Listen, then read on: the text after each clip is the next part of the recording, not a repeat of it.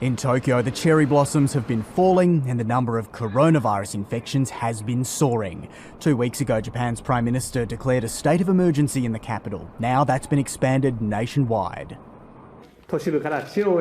We must avoid people in cities where there's a large number of cases going to local areas. This is our biggest fear, a rapid nationwide pandemic. In Tokyo, some areas seem deserted, but others appear anything but.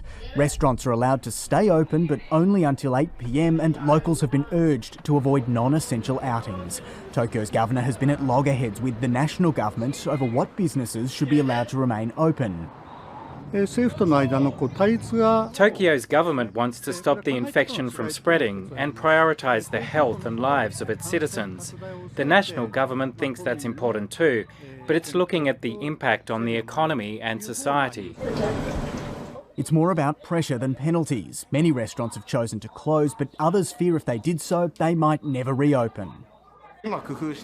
We're operating at different hours and trying to adjust. I shudder to think what will happen if this situation persists for another 12 months. Sachiko Ouchi has a front-seat view of the changes unfolding across this vast city, which she says is now incredibly quiet. Her business has more than halved, and she often waits hours for someone to hail a ride. I'm not sure if I can make a living and pay my rent. I feel anxious and worry that my family and I could get infected. The government wants to cut person-to-person contact by 80%. No mean feat in the world's biggest metropolis. Subway numbers are down significantly and things are noticeably quieter at Shibuya's famous Scramble Crossing. But is it enough? Some people are still having to go to work with no choice but to commute. My company only recently built a system for telework for carers.